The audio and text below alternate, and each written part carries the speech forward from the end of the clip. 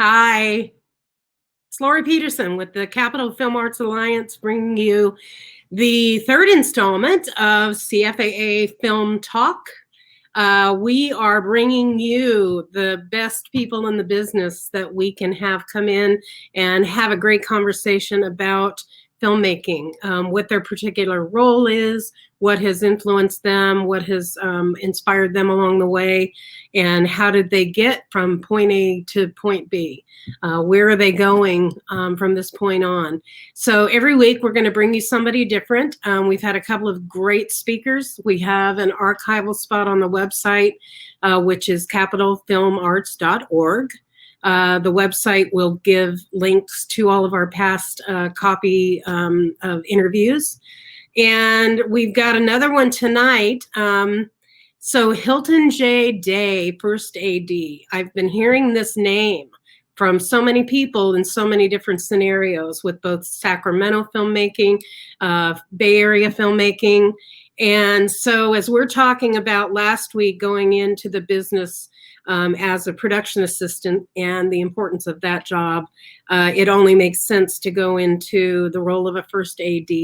And I've been on sets where there are good ones, and I've been on sets where there are bad ones, and it's a night and day situation. So Hilton J. Day is a first AD that, again, is making his way in this industry and making an impact. So we're going to have Hilton, though, interviewed tonight by our own CFAA board member and esteemed cinematographer and director, Aaron Leong.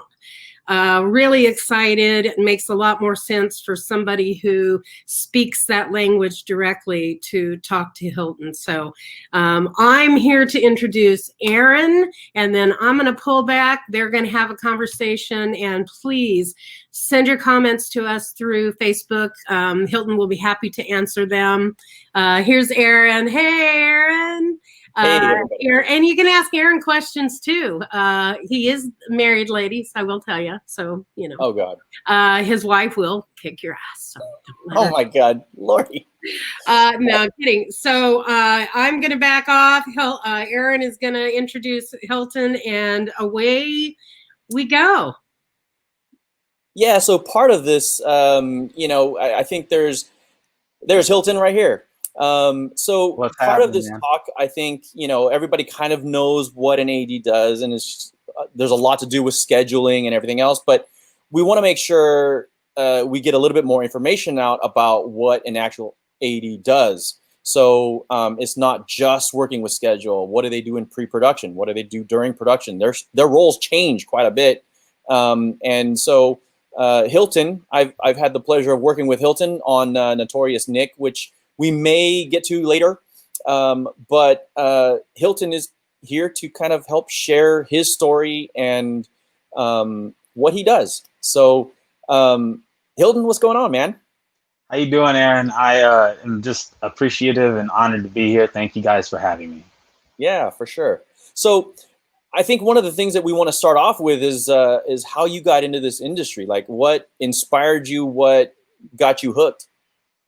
Wow, that is a really cool and amazing story, and I'm going to try to keep it short because I can talk about it forever. So I have to give a big shout out to my mother, Deborah Day, because when I was born, my mom was working for Kodak, and she was a saleswoman for Kodak in Chicago before we moved to California.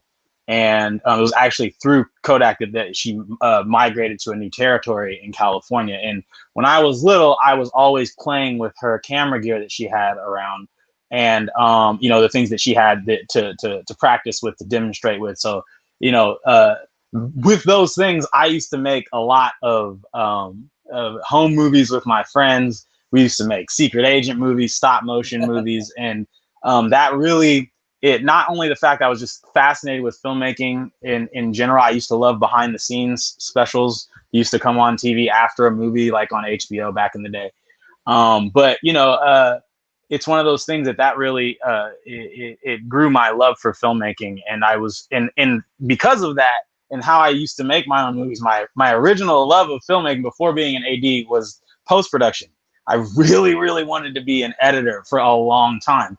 And that kind of drove me in the direction that I've gotten to now. And so, you know, throughout college, I was that guy that was like, you know, hey, you know, if you guys got something you're working on, like, let me know so I can edit it, you know.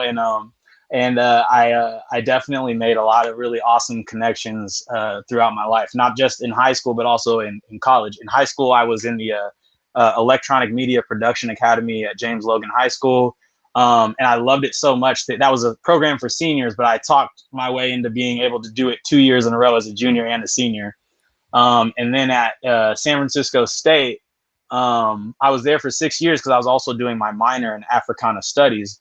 And while I was there, I met an incredible amount of other filmmakers that I saw the same drive in. And we linked up and we all would do projects in and outside of school together. And, you know, that really, those people I'm still really, really good friends with and I still work with to this day. And I'm really grateful that I met them because you really need to have like-minded people in your circle in order to grow. You know, if you got people around you that aren't doing stuff, then you know you need to move to a new circle or think really closely about how important these friends are to you, because you know not your best interests aren't in everybody's. It's not everybody's plan. So you know, I will say that was a really big learning experience going through college and finding the people that I felt were passionate in making those networking and making those connections. I'm really grateful I did meet those folks because through college, you know, transitioning into the professional industry, a lot of those college connections helped me to grow. But I feel like it's important also just to note, like, you know, my experience is very unique, simply just because I am a Black man. And I will also say, like, I'm incredibly appreciative of a lot of the compliments that people give me. And I always am, you know, more than anything, I just want to be another credit, you know, to the achievements of Black people. You know, there was a time in film history where Black people were either excluded or restricted in a lot of the things that they could do. And I think that it's incredibly important to recognize all of the things that those people that paved the way to be where I'm at. Because I have to recognize sometimes when I'm working on a project and I realize, yo, there was a time when it was restricted for Black people to do this right here, you know? And so in that sense, I just want to make sure that as I'm moving forward, that I'm doing the best work I can. And I feel like that was my whole mentality coming out of school and then going into the professional industry. And it's crazy because I have to give a big shout out to my one of my professors at school, Brian Benson, because Brian Benson gave me one of my first professional paid PA jobs out of college.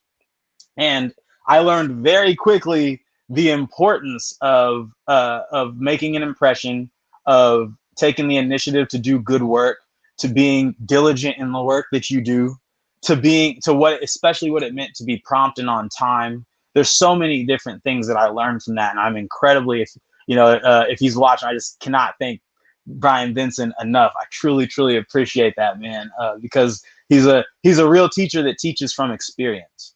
And I feel like there's a lot of you can go through 1,000,001 film classes from film professors that may not have actually worked on bigger budget movies where you have to apply a lot of the things that we're going to talk about. And I am just really appreciative of Brian Benson and other professors like him that not only spoke from real experience, but also brought in other filmmakers to talk to us. So like, he would bring in like Peter Bratt and other filmmakers that have worked on things in the area, so we could hear from real professionals how things are done.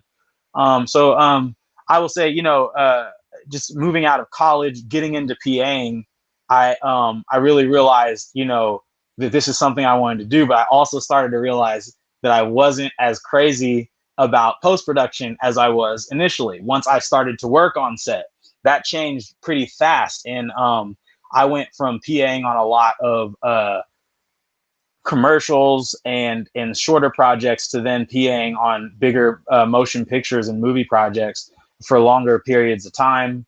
And to the point where I actually got involved in some reality. And I did reality TV, that is. So I did a season on Real World, season 29, which was called Real World Explosion, because halfway through the season they brought in the X's into the show. Oh, right. Yeah. So, but it was crazy because in that experience of working on Real World, and I worked also for some HGTV on a few different shows. I realized the lack of an AD and the problems that creates when you don't have someone that is specifically focused on the schedule and focused on the time and focused on the communication between the crew and safety and focused on safety of all things. Like there's so many things that fall through the cracks. And if you're trying to be, a producer AD, or a director AD, there's a lot of things that you may be thinking about with money and that you may be thinking about with vision that you are then taking away from the parts of safety that you need to make sure are there. And so, I feel like seeing that, being in that atmosphere where there's not an AD really showed me, and it gave me appreciation for all the jobs I had before reality TV where there was one. And I really appreciate my time in reality just because it showed me how that whole entire industry works, and how it functions. And I will say on that note, if you're PAing now, don't turn down work in an area you don't think you're interested in just because, you don't think you can gain something from it. I feel like I gained something from every single type of project that I did, from TV to movies to, to reality TV to commercials. They all have something different in print and photo shoots. They all have something different to offer in how they function. And the more of those things that you do, the more prepared you'll be to apply that knowledge in anything that you do. So I got really, especially as an AD. Yeah, right. Especially. So like after reality, I made a point to let any and all other producers or anyone that was looking for an AD, I was like, just, if you guys are looking for an AD, let me know, because this is something I want to do. I feel like I've learned enough to be able to try to apply it.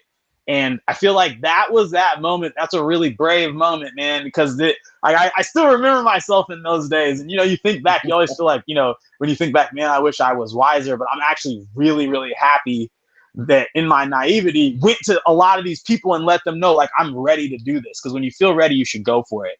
But I felt like I had to learn so much over the first 2 years of working as a PA, to learn from other ADs and see how my favorite ADs have perfected their craft. And just and what I tried to do, in my opinion, is I tried to take the absolute best qualities out of all the Bay Area ADs that I know and put them into one person and try to use that as, my method for working on set. And then you in doing that, you find your own method, you find your own way. So after working in reality, I realized that, and I got my first job from one of my favorite producers, Rose Crane, who I worked with for an extended time as a PA. And after letting her know that I wanted to AD, she actually got me onto a lower budget job where I can finally, get my feet wet. And it was rough. It was definitely rough. I'll never forget that. It was a music video for a group called Magic Man, and the song was called Paris. And we had this really cool effect where sometimes people would be dancing in the choreography, and you would be able to see them dancing without a head, or with being able to see through certain parts of their body. There was a lot of technical things, and it just, it was difficult, but I'm glad that I did it. Because after that first time, you're like, okay, every next shoot, you always apply what you learned from the last. And I feel like the biggest and most important thing about my career is that I've tried to do that with every experience that I've gone through. Right on. Well, it does show. And to your point about, finding out about all the different departments and what they do and how they work, and that only helps the AD function so much better by knowing all the different departments and their needs. It allows you to know how long HMU is going to take. It allows you to know how long it takes an actor to go through the vanities and get onto set or whatever. So yeah, definitely. Right on. I will say that here's another thing is, and this is, maybe not in our list of questions here, but I'll tell you, it's really important that we note that if you don't know something, if you're not 100% sure of something as an AD, then you, as a filmmaker, as an honest person of the crew, you need to be good and honest about what you don't know, and recognize that better than making an assumption, that you should be good about finding it out. I don't ever like to say, I don't know. I like to say, I'll find out, because that's something that if I don't know, I need to acquire to make this thing go faster, to make it work safer. These are things that, I feel like being an AD is a problem solver. You're a super sleuth, you're a detective, and you're an 100%. engineer. You're engineering a schedule that is going to determine how much people are going to be spending on the time that we're spending shooting. So, I feel like, understanding the responsibilities and understanding, like I said, that you're a problem solver. You may not have all of the answers, and it's not fair, I think, for an AD to come off as someone who knows everything, because who can possibly know every single detail? This is why we have all of these other keys that are, experts in their department. And I feel like the AD is the person that can put all of those experts together and communicate between them and make sure that there's synergy, so that we can be sure and definite and execute what we're doing with precision. Absolutely. Absolutely. I say all the time, anybody can go through pre-pro and then execute in production, but it takes a professional to plan everything, have everything go wrong, and then still be able to execute. And I think an AD is a big part of that. What are some of your duties in pre-production? What do you do? So, it's a trip, because, pre-production has so many different facets, and it depends also on what type of project we're talking about, because between a commercial project or a music video or a narrative film or documentary, you have all these different things that are going to be applied. And so, I feel like, because it's so important to understand, I feel like feature film work is going to teach you more about the entire production breakdown, from pre-production all the way through exhibition. You really learn most about that if you're working on feature films, because all of those things apply to the other pieces. Because you'll be on a commercial sometimes that somebody may or may not have a script, or you'll be on a music video that may or may not have a script, and it's one of those things. But understanding how to apply script breakdown to all of those projects in the way that you schedule is incredibly important. So in my opinion, that's why it's so important to not just experience yourself in all the levels of production, but especially feature filmmaking and short films and narrative projects, just so you can understand breakdown completely. And so for me, in pre-production, the biggest and most important thing for me is the script. The script, is the source of everything that we're doing.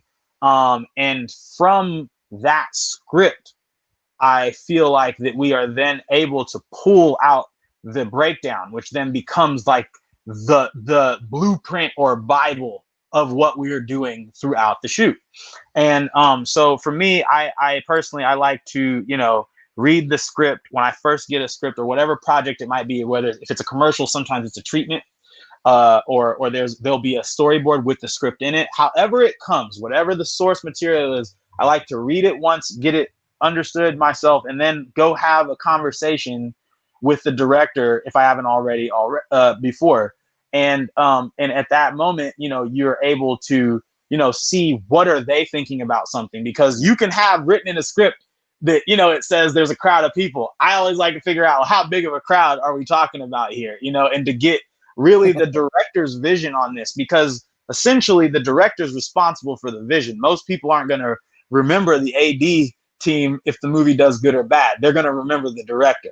So it's your job in pre-pro and production to make sure that it's the AD's job to create a healthy working environment and to go into it with a really good plan to make sure that we can execute that vision to the best of our ability. So in the script breakdown, making sure everybody's in communication is good. So is best, so that, the director and what we are, scheduling for whatever crowd scene or whatever scene it may be, that all of the things from the director's vision to the other crew members as they're building things in pre-production, we want to make sure that there's not a beat missed. We don't want to show up on set and have something that the director wanted to have in the script not show up how he wanted it. So not only the communication but also just making sure that there's meetings and constant meetings when you're setting these things up, to make sure that everyone's in good communication on what it is we're doing, on how things are being developed.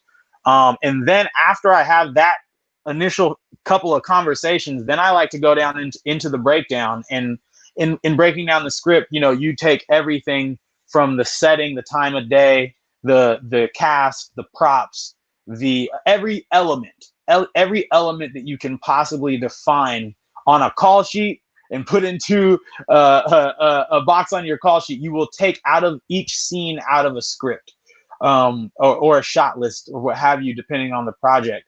And I say that because I keep saying that because on commercial projects, they're the most different. You may not have a script, but you still have to create a schedule that works and flows, and that has the synergy so that everybody's together with it. So I feel like all of those things are really important in recognizing that you can't miss a beat. You might do that breakdown in a few different drafts. And the program I actually like to use myself, and which is standard for the feature film industry, is Movie Magic scheduling. And with that, you're able to import a script from Final Draft. If you haven't written a script in Final Draft, you can write it in Keltex, import it into Draft, and then import it into Movie Magic, which is also something to know that you can do. But however you've written your script, you need to get it into Final Draft. And the first step is in Final Draft Tagger. And in Tagger, you can go through and you can literally label each element to a different category. That file will then kick to Movie Magic scheduling, and those things will be organized in different categories for each scene when you're working on a breakdown that's going to go into your final shooting schedule. Each scene is broken down with every single element, and this may take a couple of drafts because you can miss things, Sometimes you'll see something where it says someone's writing in a notebook. You might have tagged the notebook, but you might have forgot to add the pen, So it's definitely some of those things to be. I feel like I said, being an AD is like, you're a detective. What does this element actually mean? What does this action actually mean? And to say somebody's on the racetrack with, at an event, it's like, okay, we have all the other racers, we have the crowd, we have, the track, all these things are entailed if it's not, noted directly in the script. So, I feel like those things are all important in your breakdown initially. And then that initial shooting schedule that you get, that you pull from the breakdown, you can't even start the schedule until you get the breakdown, so that you can know what you're putting where. And I feel like even before the shooting schedule, you sometimes they'll have me put together like a mock-up shooting schedule of what I think will work best. But there's other times where I'm already in a restriction with actors' times, with location availability, with all different type of things and factors that may affect the schedule. So making sure that you have all of that information before you go into moving to the next step is really important, because you can spend a lot of time fixing a schedule or breakdown that you really don't want to waste, because everything about production is about time. I've been on so many movies where they're like, yeah, okay, cool, we want to get you on. We want to schedule like by the end of the week. And it's like, yo, I haven't even read it yet. I need time. If you want me to do it with quality, I need time. And you should be honest about how much time you need. I feel like that's a whole part of the situation. And you should, because if you want to do it with quality, it's important not to rush, but you also need to be, it's good to be known to be quick as an AD, I will also say. So once you do get your breakdown done and you move on to scheduling and you finally have compiled a schedule that works, you can then pull different documents out of that schedule. And one of the most important is the day out of days. And there's day out of days for every single category and element that's in a featured film script or any other project. You always want to just make sure that on whatever, especially if your shoot's bigger than one day or whatever the schedule is, you want to make sure that you have all of the elements required for that moment in the day out of days, or dudes as we call them, DOOD small s, the dudes. are what helps us do that. So there'll be cast dudes, props dudes, locations dudes, all these different dudes, and the dudes will help you to figure out for each department what is most important, what you need for that day, what you need to be prepped days ahead for. And it's important also, I feel like, for filmmakers as you're moving forward.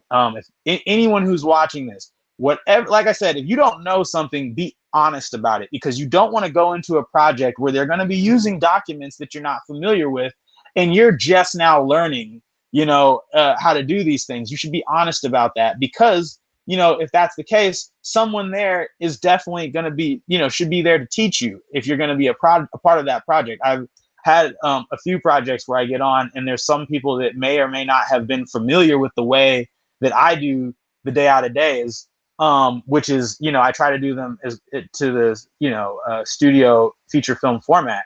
And it's one of those things that understanding how to read those documents, those scheduled documents, it will behoove your entire film career, because, moving forward, the system is, it's methodical. Every job, we're doing something completely different, but the paperwork is very, very similar between different jobs, So yeah, I feel like once you do all of that, it's important to recognize also that you get your first draft and you have your prelims versus your final draft. Same thing with call sheets. There'll be a prelim call sheet that comes out before we actually submit an official call sheet to the crew about what we're doing. It's important to know that if you have a preliminary schedule and breakdown that you have in the beginning, because things are changing. I've been on several movies where, like, 1 week into the pre-production, we've got 3 different scripts that have come out, and trying to track script versions can be really, really difficult.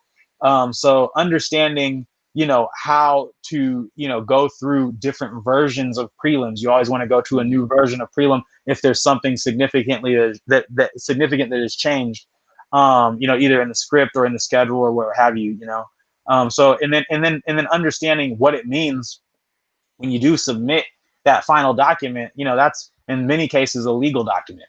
So, so making sure as you are responsible for people's safety and the time, there's a lot of things that if something goes wrong, the first person they look at is the AD. So you have to be thorough.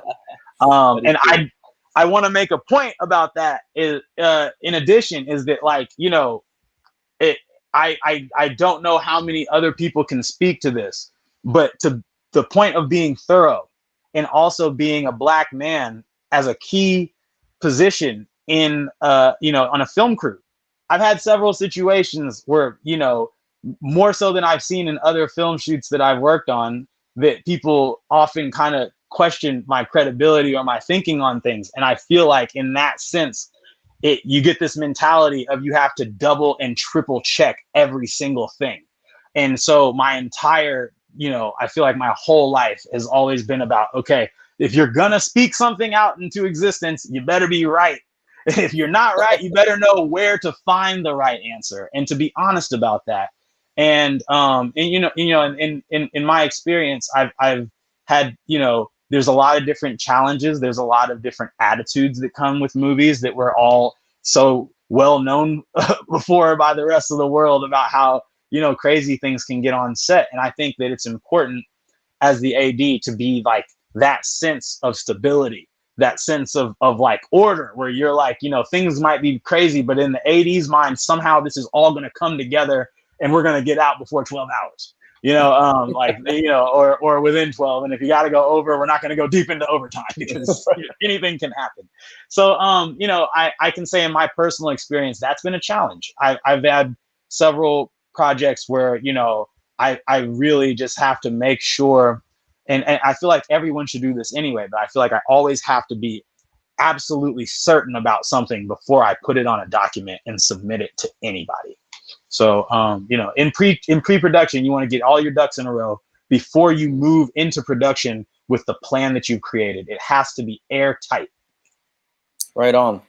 That's exactly right. And to get back to your point about asking questions, I mean, anybody on set would be so happy to know that you actually asked the question and to find out the right answer versus go and do something that may ruin a setup. Right. Yeah. So how does your job change? Well, I guess you kind of talked about that, how your your job duty changes a little bit on during production.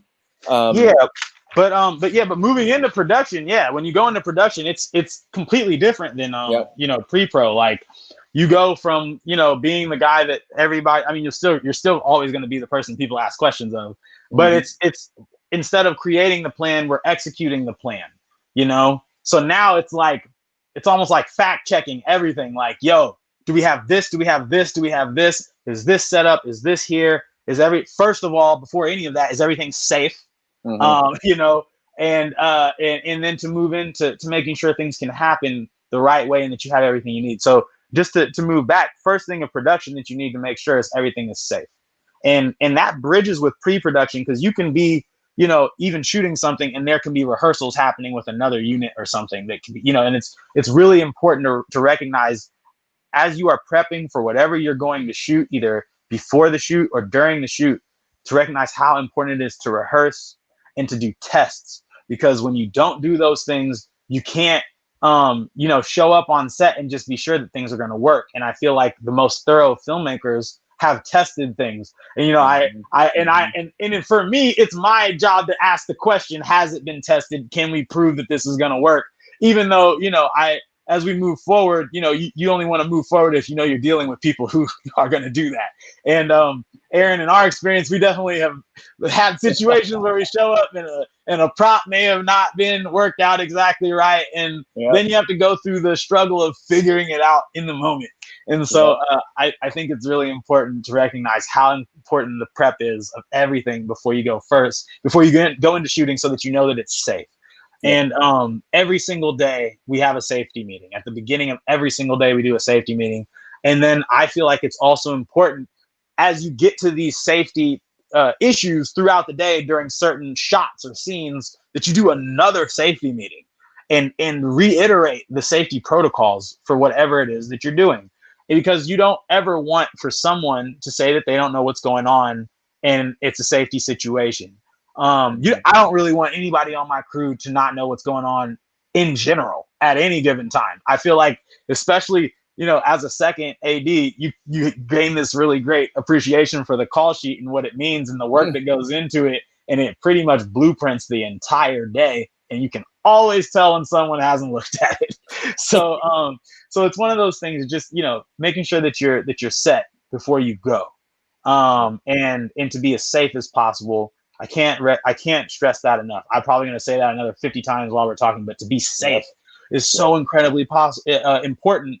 And to recognize that if you don't feel safe, that you should also be honest about not wanting to do that and to voice your opinions about things that you see that are not safe as a crew member from any department. And I appreciate that, because I've had people that are not in the AD department that have called out safety issues to me, that, in trying to be meticulous about every single other thing, this little thing may have fallen through the crack. And I feel like it's incredibly important just to make sure that you are an open door to people when it comes to people, like to things like that. That whatever safety issues there might be, please bring it to my attention, because I can't act on it until it's been brought to my attention. Absolutely. Right. Absolutely. And yeah, go ahead. On top of this, real quick, I just want to make sure for anybody who's watching, please feel free to ask questions. Hilton's here to kind of help, anybody else out that is looking for help to get into the industry or take this path or whatever. But Greg Parrish is asking, how did you learn these safety protocols? Right. So throughout my experience as an AD, learning as a PA, these are the things that you kind of pick up as you go, and you realize that, okay, there's a systematic way of dealing with firearms. There's a systematic way of dealing with fight scenes. And the biggest thing to recognize is that there's no particular AD that can be an expert in all of these things. That's why you have an armorer to deal with the firearms. That's why you have a fight choreographer and a stunt coordinator to deal with those things, with fights and stunts. It's important to rely on your crew. And in prep, you develop the system of which you're going to follow through with, because in some projects you're doing something that is completely brand new. You know, I remember working on Terminator Genesis as a PA, and they're like, yeah, there's supposed to be a helicopter that crashes through there, and then this blade impales the guy to the thing, you know, and you're trying to figure out, okay, so what's the safety protocol for that, you know? And then, you know, it's one of those things where I feel like just being completely thorough in prep, recognizing what it is that you're going to do, making sure that you have the experts to tell you how to do it safely, and having those people on hand with you when you execute these things is just so important. And you know, for every film shoot, it's important to know, you know, you're creating a whole new world. Every commercial film, anything I've done, there's never been two jobs that were the same, even if it was a recreation of something else. They're not the same in their nature. So you need to make sure that you apply the specific, you know, finesse that every job requires to each one, and to not go into it thinking that you know everything and that you've done this before. You still need to give it the same attention and as any other project. So I would say the safety protocols, and there are some guidelines that they'll also issue, especially on larger feature films. There'll be a safety bulletin for anything that you're doing that day and how we are going to react around it, whether it be thunderstorms that you're dealing with, whether it be smoke or water, or, you know, all of these things. There's safety bulletins that will issue, that will come out with the call sheet to explain to people what to expect. And then once again, those things we also elaborate in more detail each day during the safety meeting. Andre Char says, is asking how long you've been AD, or how long you've been an AD, and if you plan to become a director in the future. You know, wow. So this is a question I get from like family and friends all the time too, which is always funny. Because I've been an AD since my first AD jobs, without getting like, you know, unprofessional, amateur work, was coming out of college. I did a couple of jobs straight out of college that I AD'd before I really understood what the AD's role was. I did a short film and I did a music video. I did the music video right after somebody heard about me on the short film. They're like, oh yeah, he's great, just bring him on. And I really didn't AD for another couple of years. It wasn't until 2014 when I started working on that music video I mentioned, Magic Man. Magic Man was the band, Paris was the music video. But that was when I officially started professionally, where I was getting paid for it.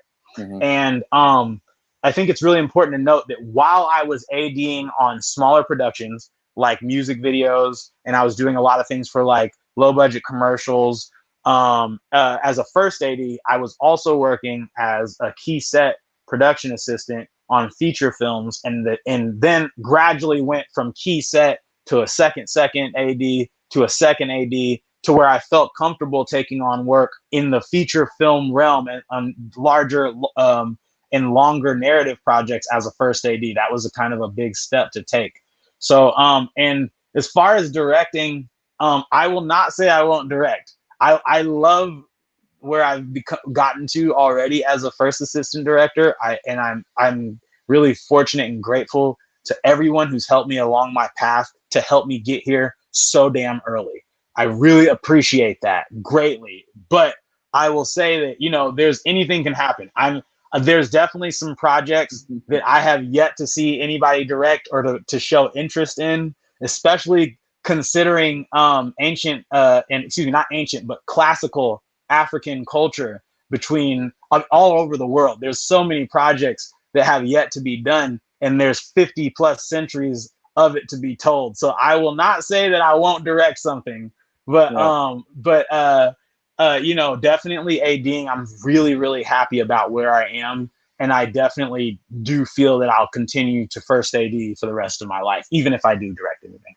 Right on, right on. I hope I'm not butchering anybody's names, but Buddy Roming said, what do you think the landscape of filmmaking is going to look like going forward when filmmaking picks back up in the Bay Area, or anywhere for that matter?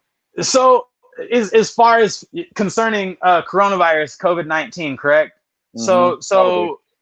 I feel like there's definitely a lot to speak too about that. And I've been definitely talking to a lot of my other local ADs about what they think about these things. And it's definitely not certain yet. I feel like none of us are certain yet, and also none of us are CDC experts of any kind. And so, for me myself, I can say first and foremost, I don't feel comfortable moving forward until there are some regulations about this virus coming from those entities that that can make us feel more comfortable about moving forward to make guidelines about working again.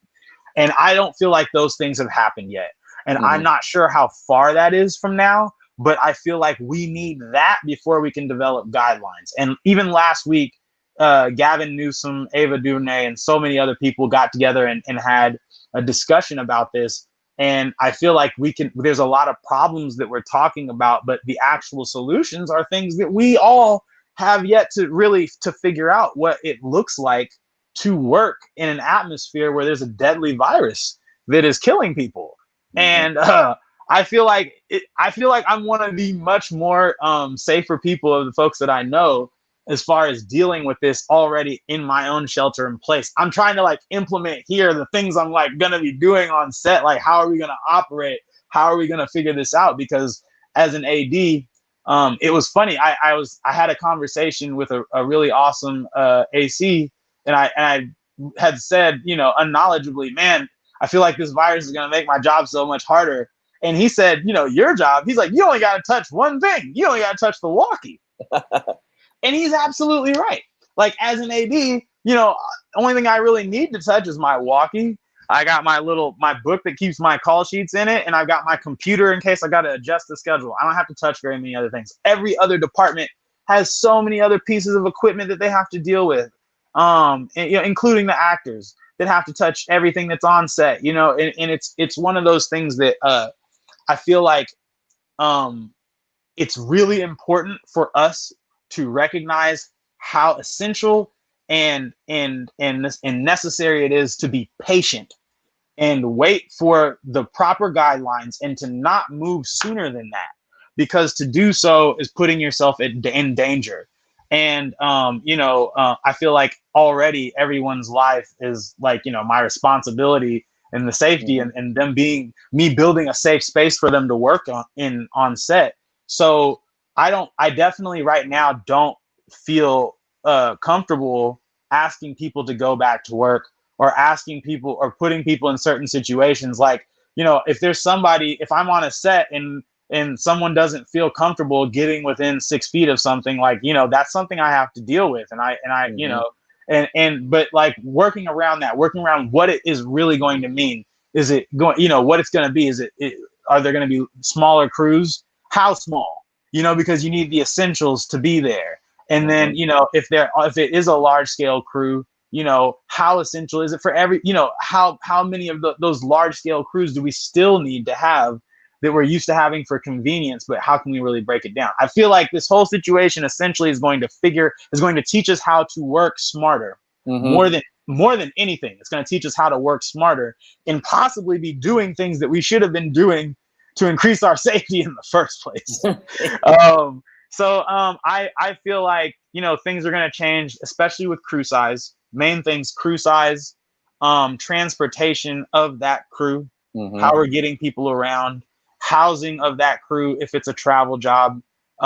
Even if it's not a travel job, how do you gauge the fact that every crew member is going home and coming back and being in contact with people who you don't know where they've been? Not only that, but paperwork and contracts. We have this saying that sign your life away. It's one of those things where you can literally I personally don't feel comfortable signing any paperwork that releases, the company of liability if, I were to contract coronavirus and die on a job.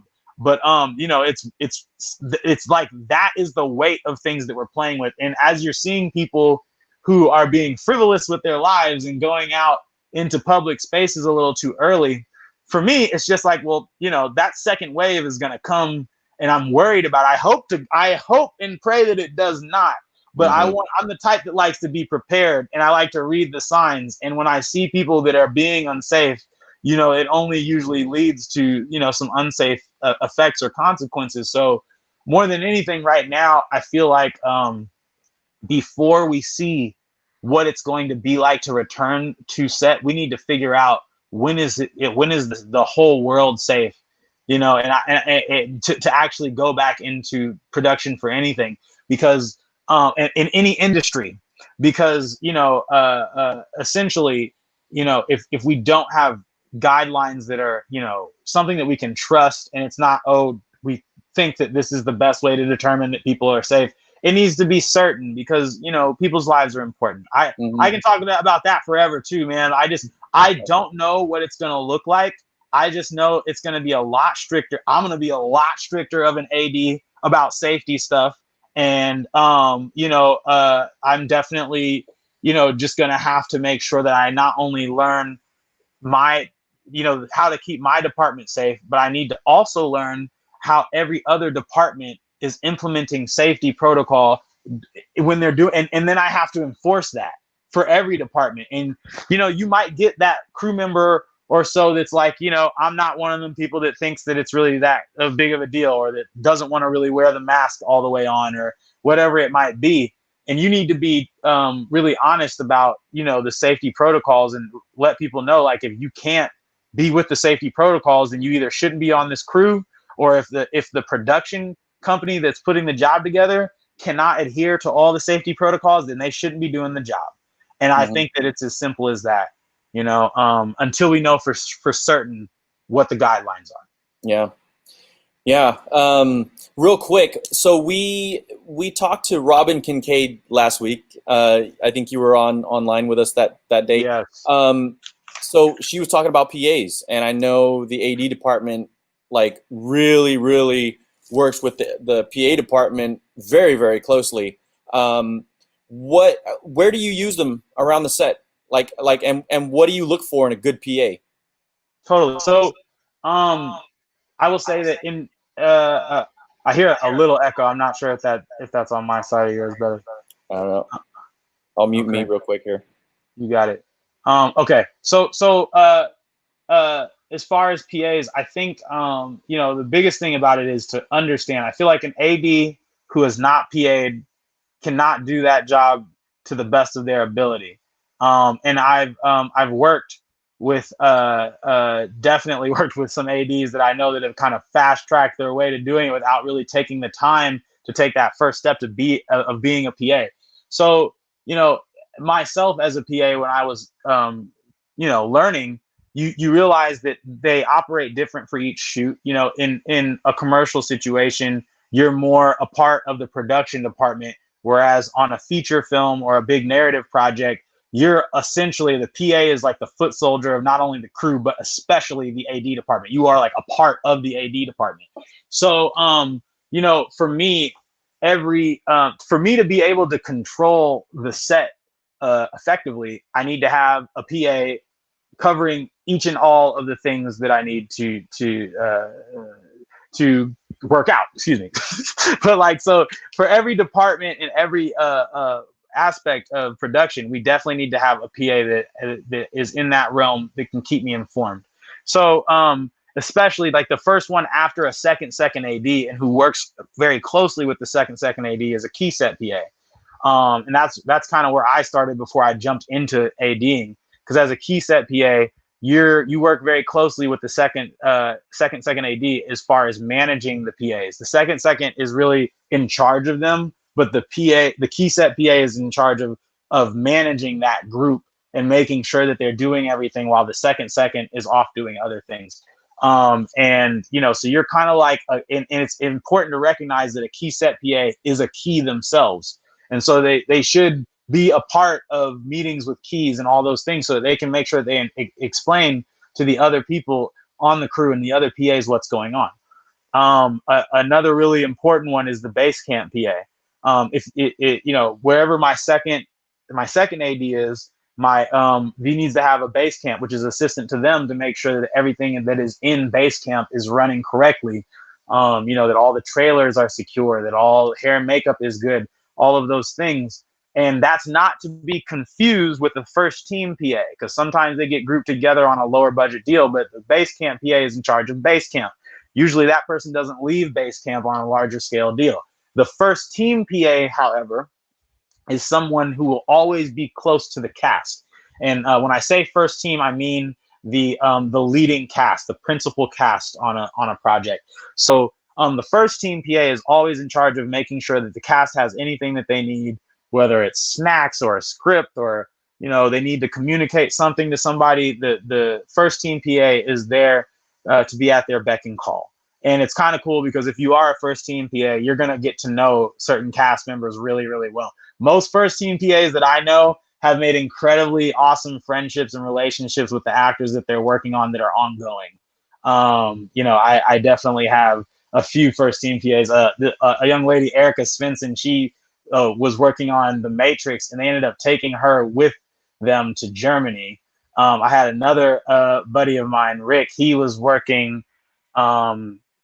Oh gosh, I'm trying to remember what project it was, but the actress that he was working with, she ended up taking him with her to the next like 10 projects or so to be her her personal assistant. Oh, Helena Bonham Carter. It was Helena Bonham Carter. Sorry. It's a lot of names to remember. My bad.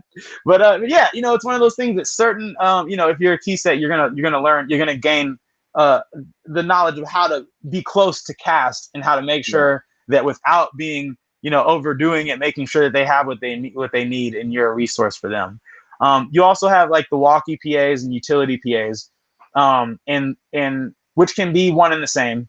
But those are the folks that are in charge of making sure that all of the equipment that's distributed to the other crew members from the production or AD department, that's the person that's in charge of that. So, cataloging walkies, cataloging walkie batteries. There's often a set box on narrative projects, and sometimes that person will be in charge of making sure that the set box moves where it needs to go, making sure that it's full of all the equipment that you need in it. Whatever the utility, on-set utility PA, whatever that might entail for each particular job, that will be that person. And then you also, not to be confused, the utility and walkie PA can sometimes, all three of those can be put into the truck PA sometimes. And but it's really important to know that it's on a really good job. All of these responsibilities are separated to a different PA. So the truck PA is essentially the person that's in charge of either the AD truck or the production cube, and they are in charge of making sure that any equipment that's in that vehicle is getting distributed to the AD department for them to then take it where it needs to be given to another department. So sometimes that person will get that walkie or utility title as well. And I feel like it's important just to note that, because you'll be on a commercial shoot where you are doing 2 or 3 of these responsibilities, and then you can be on a large scale movie where literally all your responsibility is to watch this one actor and just be at that one person's beck and call, or you're supposed to be on a lockup and you're just supposed to make sure that none of the public come past this one zone. The bigger the production, the more niche specific each role becomes. And I think it's important to recognize that, because if you're making a transition from low budget or independent filmmaking, which are not always the same either, but going from that to larger, huge budget movies and sets, you need to know how to operate and how to not overstep when it's not your responsibility, Right. Well, let's talk about some of the productions you've been working on. Last Black Man, Sorry to Bother You, Black Bear, Notorious Nick, and what's this shirt you're wearing? This is the crew short for The Alternate. The Alternate was the last feature film that I worked on this last winter. We shot that in Atherton. The director, Ulrich Brissell, is an incredibly great friend of mine. We worked on quite a few projects together now. As a producer and as a director, he is an amazing person to work with, and I'm really grateful. And it was really nice to work with a lot of local Bay Area crew on a smaller budget film, where on a smaller budget, each role has a bigger responsibility, so I feel like that was a really incredibly new project to be a part of, and I cannot wait to see when the final cut is done, because it's in post right now. But yeah, but before the alternate last year, I was in New York working on Black Bear, and that was the first big travel feature that I've ever worked on, where I went to another state to work. And that was a really incredible experience because in my life, I feel like I've been so focused on work that I haven't traveled a ton. So this was also my first time traveling to New York. And when I did this, I ended up spending, a month in the backwoods of Long Lake, New York. So I only saw the city one day, and that was on my way out, passing through New York City. But my experience of New York is in the backwoods of Long Lake, with lots of bugs and lots of trees and lots of bears, man. I tell you. In that movie, it was an incredible experience. Aubrey Plaza was our lead, phenomenal cast. Our director Lawrence Levine was amazing in putting together that story, which is essentially a story about film crew. If you haven't already checked that movie out, so like the second part of that movie, a huge part of that movie, I don't want to reveal too much, is especially catering to film crew and production folks. Awesome. So definitely check that movie out when it comes out. I'm really, really proud of that. And that movie went to Sundance this last year, and I believe it was in one of the top 10. And before that, man, 2 years ago, in 2018, I had the opportunity and the awesome honor and pleasure to work on Last Black Man in San Francisco.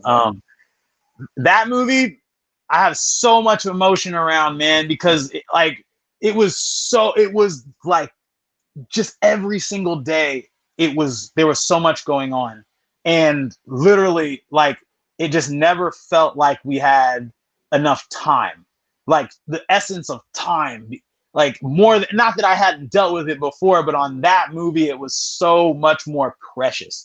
And the time versus the money versus the weight of the story and the material that we were trying to create.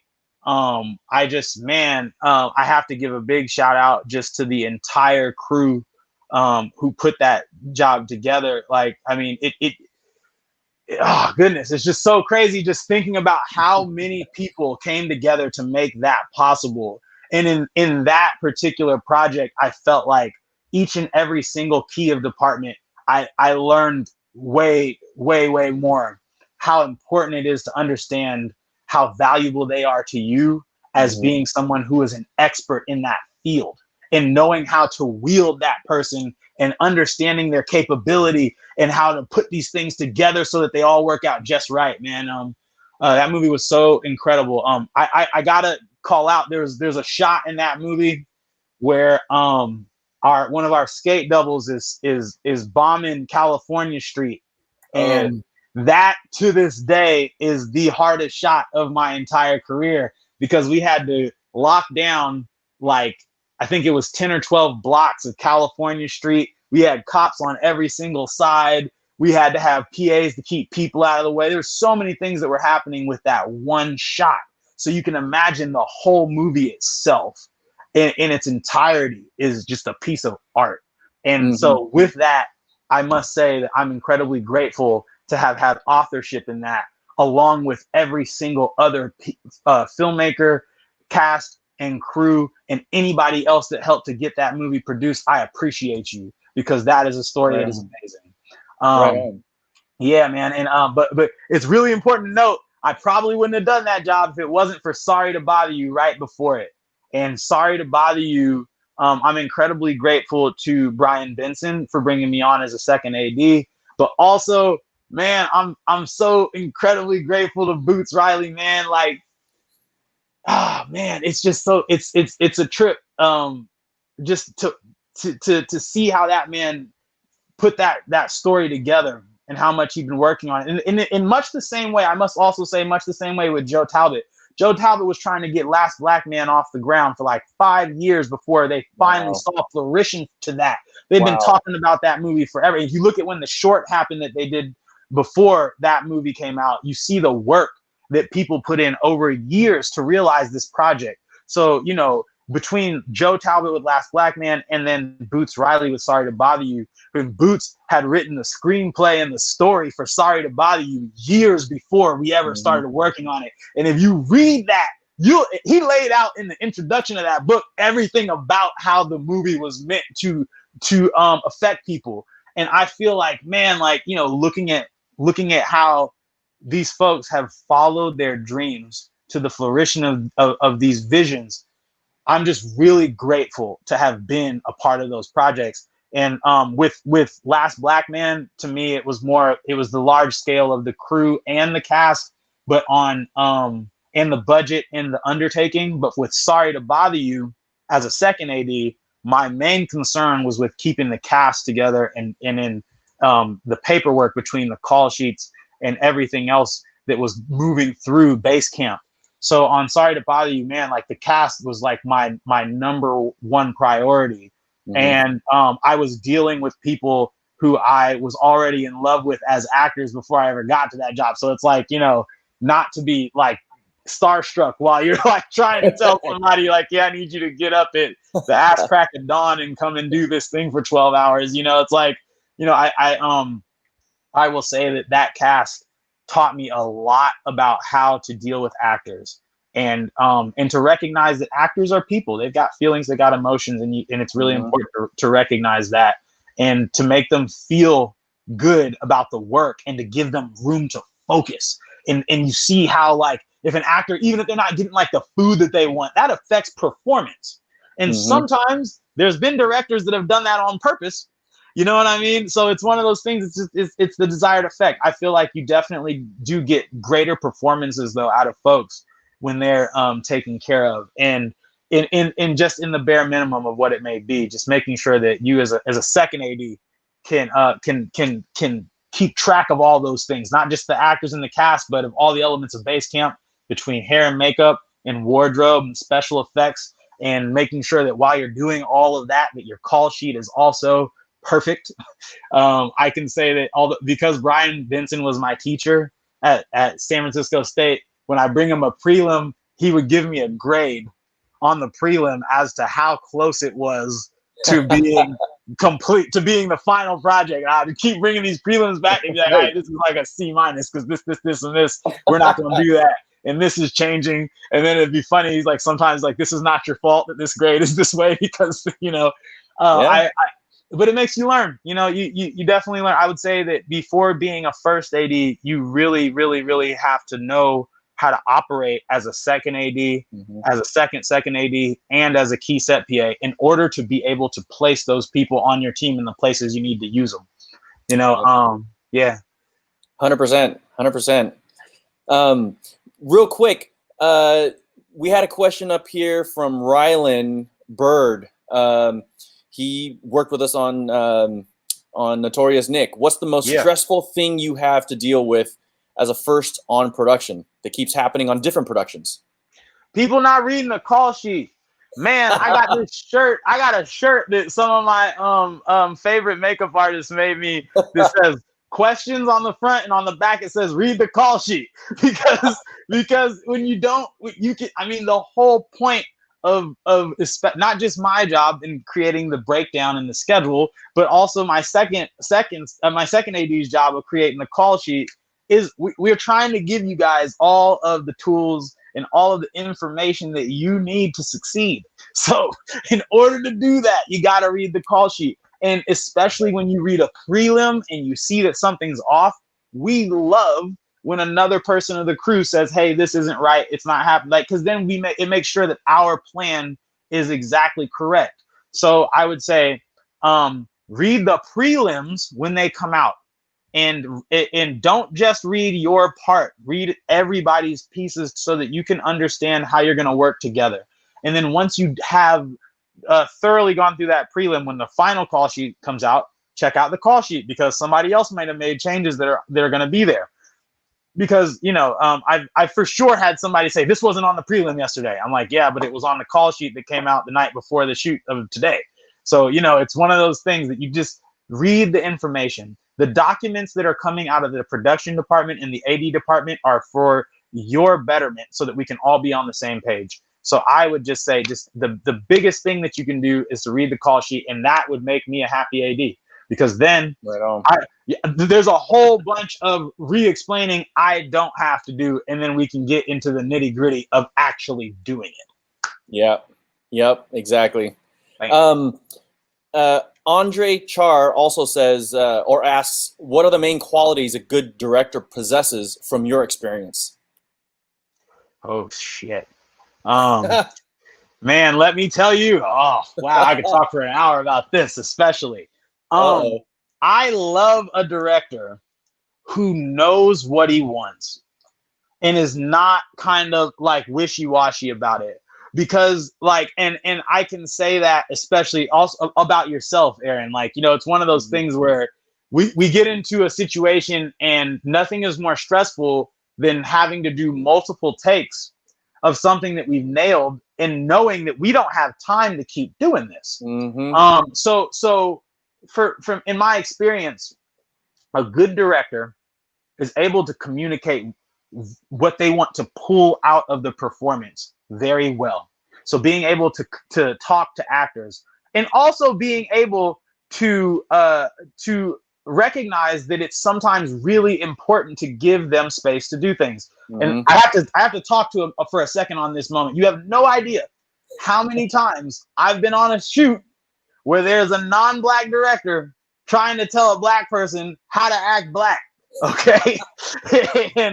and this is the thing, or in any situation where you have a director that is coming maybe from an experience that they're not familiar with how someone from that background would actually behave. I feel like a really good director is going, before they execute a project, they are going to consider all of the folks that are a part of whatever group that you're depicting. They're going to consider the feelings of those people and how they are being depicted.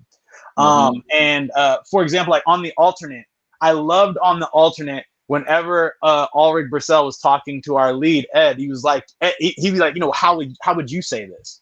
You know, how would you do this? Yeah. And then he would clap back with like, you know, in reality, I would be like this because this is how I'm feeling right now.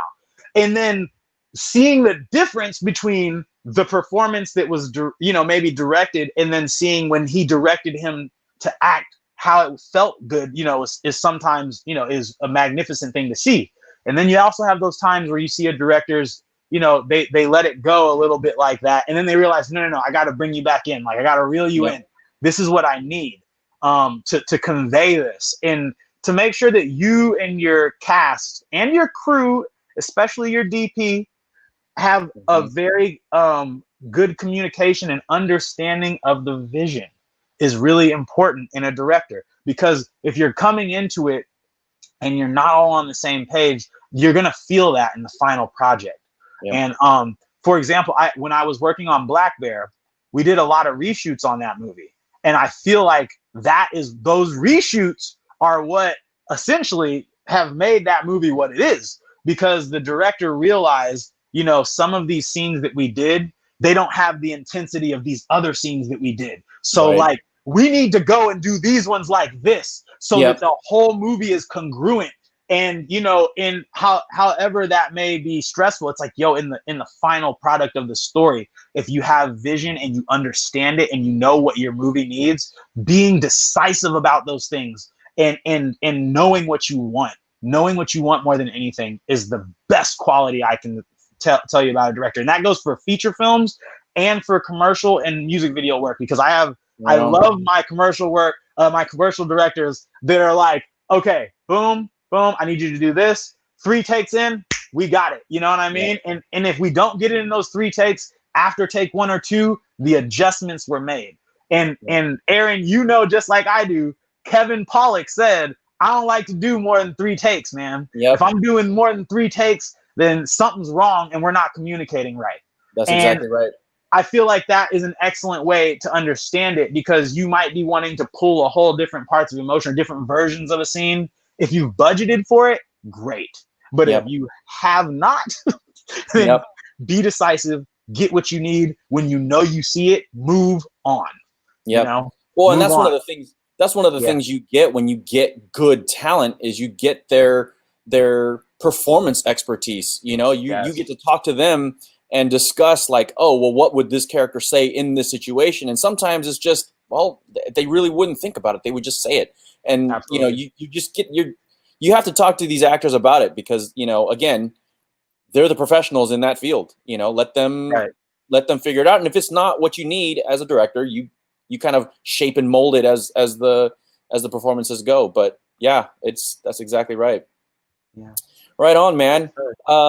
Are there any other questions out there? I know Diodonis said is asking if you're looking for any good PAs. He's a good volunteer for you. Copy, brother. Copy. Diodonis Copy out that. there. I copy that. We should connect after this call. Let's try to connect after this. You know. Yeah. I will say that right now I can be honest and say that there are some prospective projects out there, but nothing definite. I have no definite dates on when work will resume for me or when there's going to be, you know, but I've definitely been, you know, keeping my ear to the ground. But my other thing is that I also will not take one of those projects if I don't think it's safe enough either. You know, so it might be a while on that front, but yeah, definitely, you know, I always am looking for new PAs because I feel like the PAs that I train end up going to work on they end up leaving me, man, and they go to work on crazy bigger things like Venom and the Matrix and whatever, you know, and it's just like, dang, man, like, you know, right on, bruh, you know, and it's one of those things that I love that about it. So I am always looking for new PAs. But yeah, please, yeah, just let me know if you are interested in PAing and you know you really are passionate about it. That's something that I look for in, you know, in somebody and someone that's going to take the initiative to learn and be ready for a learning experience and be ready to humble yourself because it's not always going to be easy, you know. Kiki Vasquez and Angela Womack is on, and Angela is really digging the hair from Last Black Man. Yeah. Yo, that's what's up. Was it Sorry to Bother You? Last Black Man. Yeah, Last Black Man. Yo, that's what's up, man. It's a trip because you know, I feel like there was definitely so much going on with Last Black Man as far as hair and makeup and wardrobe. There was definitely lots of things happening to be able to tell that story with efficiency, you know. Mm-hmm. I feel like it's an incredible undertaking to tell the story of a particular group of people and someone's particular experience, especially when you're considering Black people and gentrification. And, you know, just I can definitely say to the art team, to the hair and makeup team, and to the costumes team, to everybody that brought together the mise en scene, also, you know, Grip Electric Camera, all the facets, everybody put their work into making that movie not only authentic to Bay Area and Hunters Point, but also to make it a piece of art and a magical piece of filmmaking to watch, you know? Yeah, right on. Well, there's a few more questions that are on Facebook. If you get any chance to check it out, maybe you can tackle some of them. Sure. But a project that's a little bit closer to home for all of us is Notorious Nick. Reggie, Yes. You've got a couple of images here from the BTS. Right here, Hilton recognized some of this stuff. Yeah. But awesome. that was a project. We had a lot of crew from Sacramento. I was fortunate enough to get Hilton on my side and backing me up on all this crazy stuff here. But it was a good time. Oh yeah, man. Notorious Nick. I feel like it's really important that we take a second to talk about that, man, because that was like, I feel like there's so many important people in that, but that was your baby, man. Like, and working with you on that, that was my first time dealing with heavy fight choreography, and not just fight choreography, but also dealing with the fact that, yo, this man, we're doing the story of a fighter with one arm. So, you know, telling that story faithfully to the source material was a challenge every single day. Making sure that it was done right, and then making sure that, like, you know, the MMA choreography felt right, because you see a lot of movies that, you know, where the choreography feels kind of like not really, you know, synergized, or it doesn't really work together well. And one thing I really appreciated is from that movie, like, you know, like the way that it's broke down, like right out of the gate, you're thrown right into the action of this man's life and what he's had to deal with this handicap and how he's overcome it. So I feel like Yes. all of those things, man, made that project so incredibly amazing. And that was done primarily with film crew from Sacramento, and our lead, Cody Christian. He did a phenomenal job in portraying Nick Newell, and I cannot wait for people to see this movie because it's so incredible in its essence. And man, just like I'm just looking at these things you're posting. Oh my God, we had so much fun on that set, and it's just, I will say that film crew, because we were a travel crew and we were all secluded in one place together. We shot that in Jackson, California. We had the crew housed all in a couple of hotels. That I can tell you guys honestly, and this may have been a bit against my better judgment, but this film crew had barbecue hangouts every single night. And I mean every single night, not just a couple. Like, we was always out there talking after work and talking about the work and becoming family. And I think that there has yet to be another crew that I've worked with where that was even possible to do that. And that brought us together to where the project just felt just so much more incredible and meaningful because of that. And it really brought everybody together, and it really kind of helped on set too, because now you guys are closer to the entire crew, and you're helping each other out. I mean, it's like every department came to every other department's aid at some point in the film. And I mean, we had Barry Livingston on guitar, serenading us at these barbecues. Barry, man. Yeah, I mean, and a quick shout out to Cody. I mean, he's killing it on All American. I don't know if you guys have seen it, but it's on Netflix right now. Cody Christian plays Nick Newell in Notorious Nick, and he does a phenomenal job. He's just a talented actor.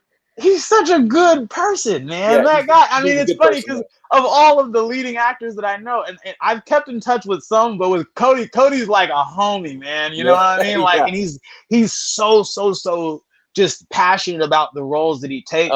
And embodying that character. I don't know if anybody else knows, but Cody is the voice in the movements of Cloud in Final Fantasy VII that just came out just recently too. Which is like, yo, like, are you kidding? Like, he's doing so well, you know. I'm just honored that we shared that experience with him, man. Looking forward to another one, man.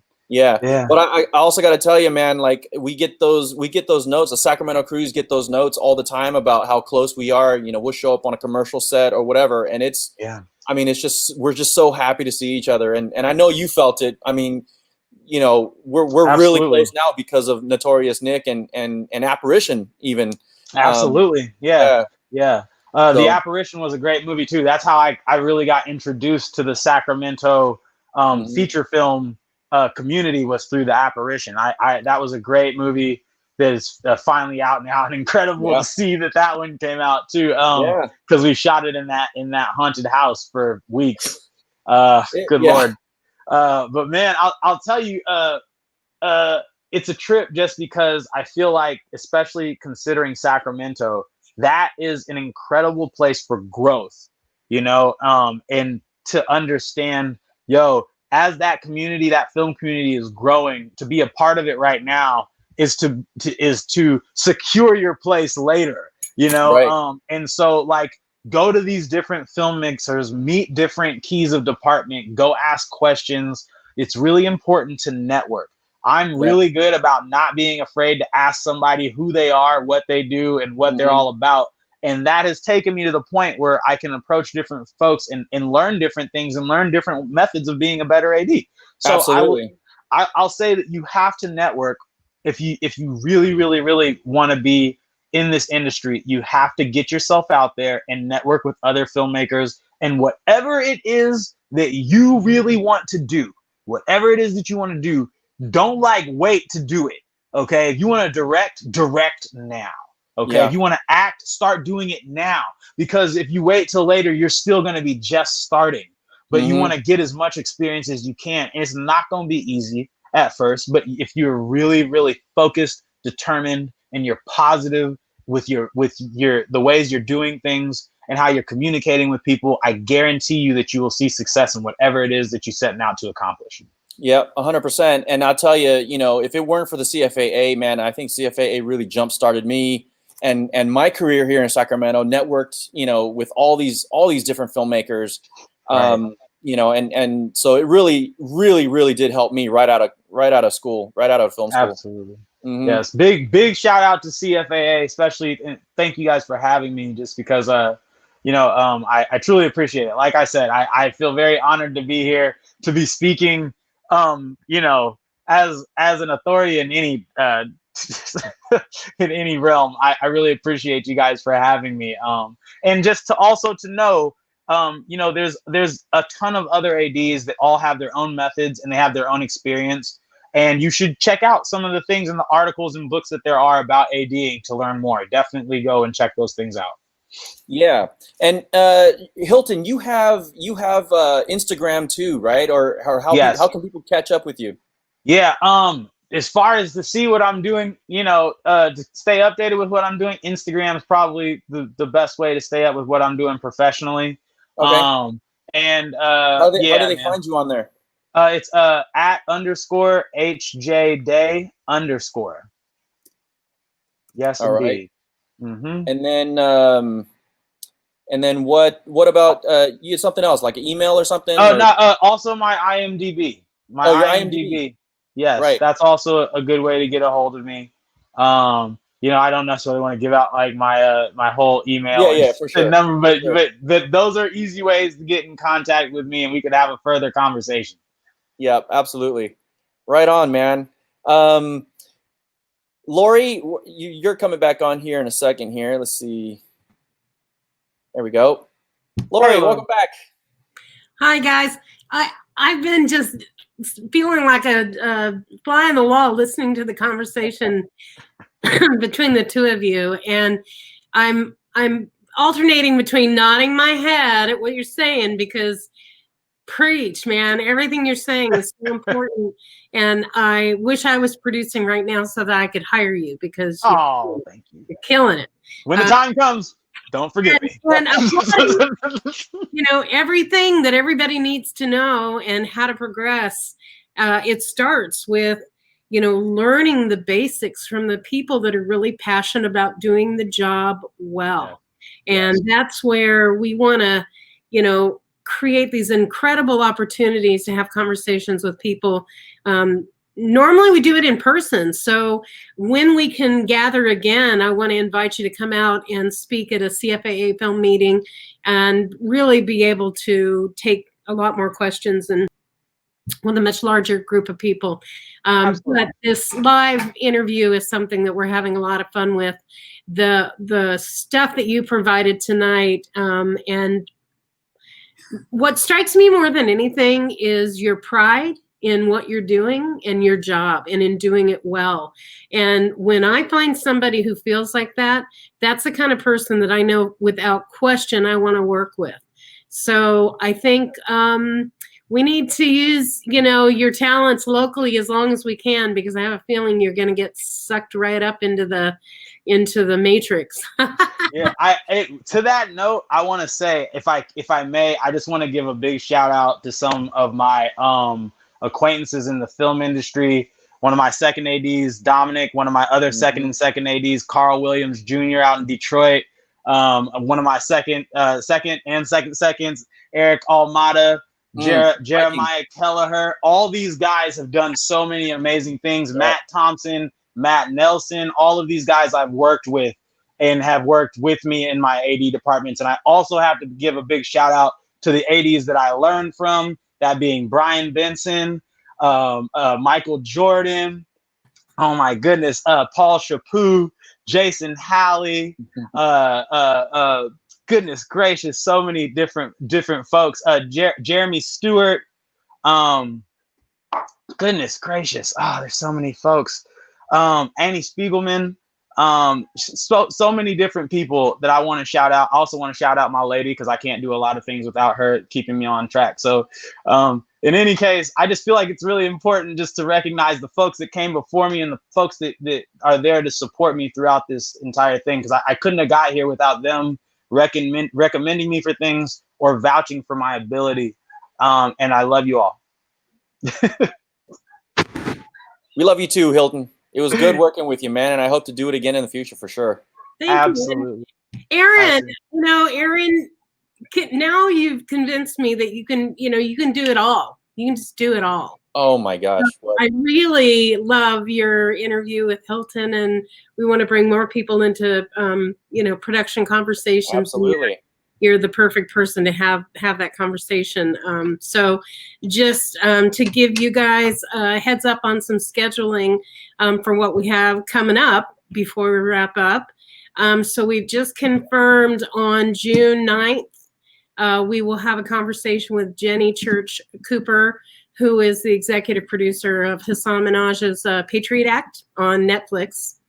And we also, the following week, on the 16th, we'll have a live interview with Joel Church Cooper, who is a writer, showrunner, producer for Longmire and other movies that are on Netflix right now. If their last names sound the same, they are brother and sister. And Ron Cooper, who was a longstanding director for Access Sacramento here in Sacramento, is their dad. He's going to conduct, each one of them will have a separate interview each week, but he's going to conduct their interview. So that should be very interesting. And they both have incredible stories to tell about their roles and how they got going in their directions, and what it's taken for them to get where they are. So thank you, Aaron, for interviewing. Thank you, Hilton, for playing along. Again, I kept hearing your name. I'm like, okay, I'm going to have to know who this guy is. Hey, yo, lastly, and this is one of the things is about me, yo, if I don't shout out my mom and my dad, they're going to kill me. Yo, mom and dad, thank you. Please, yes. Because come on, where would you be if it wasn't for your mom and your dad? I'll keep it real. The two of them making sure that I was always focused and encouraging me to do what I wanted to do is the only way that I would have made it this far. So between my dad and my mom, I love you guys. Thank you so much. And my dad's wife, who I call Mama, her too. I love you guys all. Thank you so much. Super sweet. Well, we had a great group of people here tonight. Again, we'll have a live version of this on Facebook by the link and the comments that you can see and reply to. And we're going to add you to the CFAA newsletter list so you can keep getting that information and stay connected with us too. So thank you so much, Lori. A little bit long, but it was really worth it. It was so interesting. Yeah, sorry about that. I'm long-winded. My bad, y'all. No problem. Thank you. Thank you. And thank you so much, Aaron. Thanks, Hilton. See you guys. All right. Bye-bye, y'all. Bye, guys.